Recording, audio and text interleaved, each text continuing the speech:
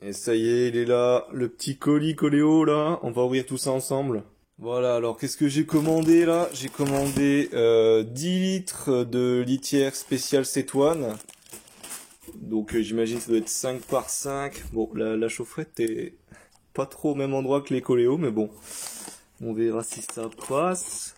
Là, de ce que je viens de regarder, c'est de la belle bête quand même, hein. Mais bon, pas trop de mouvement pour le moment. Là, on voit rien. Là, on peut voir un peu la bête, quoi. Ça a l'air plutôt pas mal. Bon, je pense qu'elles ont pris un petit coup de froid avec le transport, alors on va voir tout ça. J'espère qu'elles vont bien. Et les amis, y a pas de souci, hein. Elle bouge, elle est un peu en slow motion, mais ça a l'air d'aller, hein.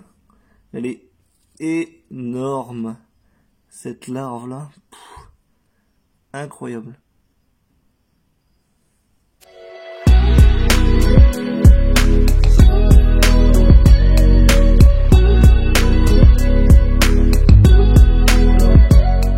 Bon, là, on a une autre espèce, donc bien plus petite quand même. On peut voir la petite comparaison, là, c'est...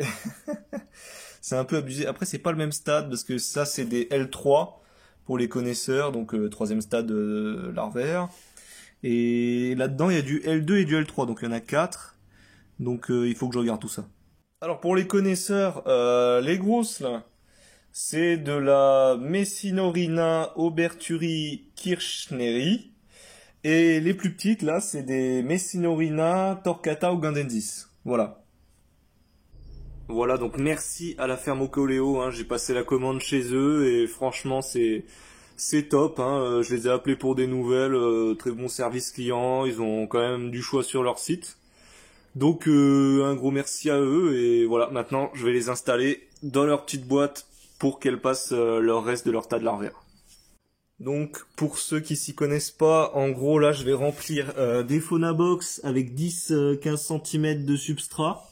Donc les grosses larves, là, les Messinorina, Kirchneri, je vais les mettre une par Phonabox parce que en fait chez les Messinorina il y a un peu de cannibalisme, donc on va essayer d'éviter ça. Et pour les plus petites, je vais en mettre deux par Phonabox, donc ça me fera 4 Phonabox en tout. J'espère que ça ira et on va faire tout ça. C'est parti. Ah, petit conseil pour ceux qui veulent se lancer d'ailleurs. Pourquoi j'ai des paillettes de poisson dans les mains? En fait, les Messinorina, pour être plus grosses et mieux se développer, elles ont besoin de protéines. Donc on peut leur apporter soit en leur donnant des plus petites larves d'autres coléoptères, comme donc ça se passe dans la nature, ils en bouffent quelques-unes au passage. Soit bah du coup on met un peu des paillettes, on va remuer le substrat, et du coup en cherchant et en mangeant le substrat, elles vont trouver des sources de protéines qui va leur permettre de mieux se développer. Donc voilà ce que ça donne quand c'est rempli à peu près. Donc ça va vite diminuer hein, parce que la larve elle va en bouffer petit à petit, donc ça va bien diminuer, mais voilà ce que ça donne avec des paillettes mélangées de poissons dedans. Voilà, elle va bouffer tout ça tranquillement et c'est parti pour faire le même dans les 3 autres. Donc voilà, c'est fait, les 4 sont remplis. Là ce qu'on va faire c'est qu'on va humidifier mais que une partie du substrat pour essayer de faire un gradient d'humidité entre les deux parties de la Phonabox. Et ce qu'on va faire, c'est qu'on va en fait humidifier le substrat, mais pas le tremper, sinon les larves elles peuvent se noyer. Donc bon, on va éviter. Donc pour les larves, pas besoin de chauffage si vous avez une température ambiante suffisante. Donc il faut être, si vous êtes proche de 22 c'est bien, il faut être entre 22 et 25. Bon moi je suis à 21,5 donc on verra. Je vais voir ce que ça donne. Et puis voilà, hein, on va procéder à la petite release dans leur bac. Et puis voilà, j'ai juste noté le nom des larves et leur nombre dans les boîtes respectives, comme ça je me paume pas plus tard. Et puis c'est parti. Allez, c'est parti, on commence avec les premières, donc Messinorina, Oberturi, Kirchneri. Bon, j'avoue que je connais pas les noms par cœur hein, encore, je me démerde, mais... Ouais, c'est vraiment fat, hein, quand même, c'est... Waouh. On verra l'évolution hein, plus tard, on va voir si ça évolue. Hein. On va essayer de retenir à peu près. Bon, je veux pas trop la mettre dans ma main parce que bon, Je sais que ça pince et que généralement ça fait assez mal quand on voit les mandibules là. On n'a pas trop envie qu'elles passent sur un de mes doigts. Donc voilà, allez hop, la petite release. On va voir combien de temps elle met. Donc le petit gradient d'humidité là, hein, comme ça. Si c'est trop humide de ce côté, elle ira de l'autre. Donc nickel. Allez, c'est parti, on continue avec l'autre. En fait, elle creuse mais direct quoi. C'est impressionnant là. Elle était vachement lente là depuis que je l'avais sortie du carton là, du colis. Mais là, wouh, c'est parti quoi. Elle est in fire. Hyper impressionnant.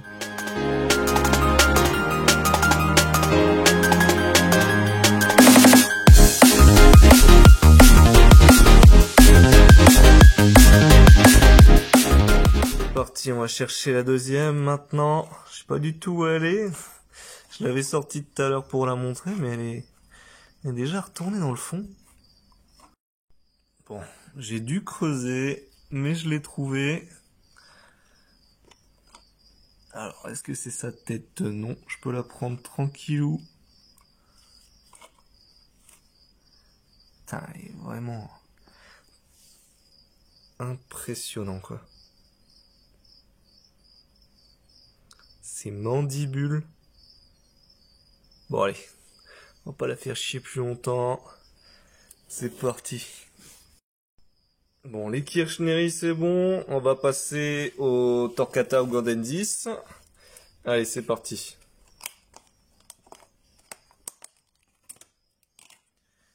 Ils sont encore mis dans le fond, 100%. Essaye de faire gaffe, hein. C'est quand même réputé pour être un peu douloureux, les morsures de larves de coléo. Et voilà, j'ai trouvé la première. On en a 4 en tout, des comme ça. Bon, si ma caméra arrive à faire le focus, ouais. 4 en tout. Et donc, bon, on voit bien que le gabarit, c'est pas le même, quoi. Hein. Allez, c'est parti. Plus que 3 à trouver. Allez, 2 en plus. Ça c'est trouvé. C'est de les prendre par le bout. Hop. Voilà. Encore une belle petite larve.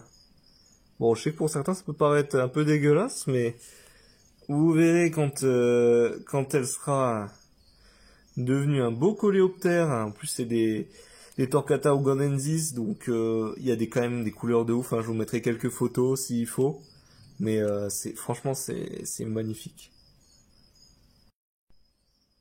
Et voilà, les 4 Torquata ugandensis qui sont en train de creuser.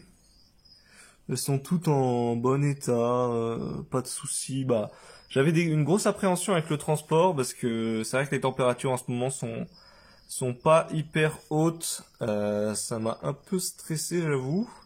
Mais finalement, pas de soucis.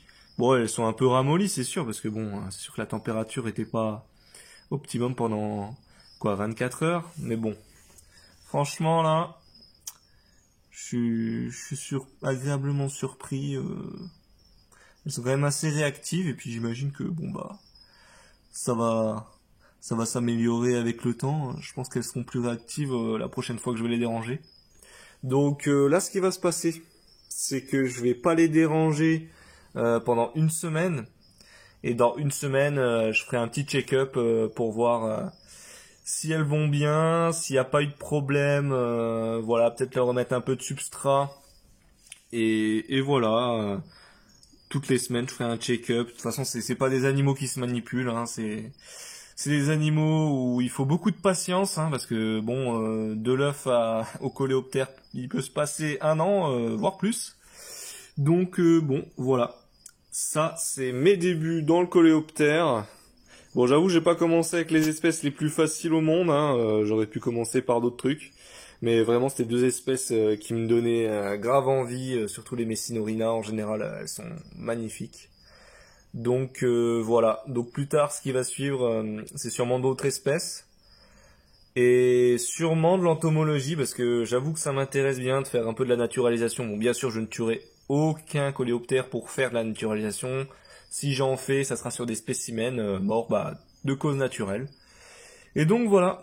Allez, à la prochaine tout le monde. J'espère que ça vous aura plu. N'hésitez pas à me le dire en commentaire ou à mettre un like. Allez, à plus.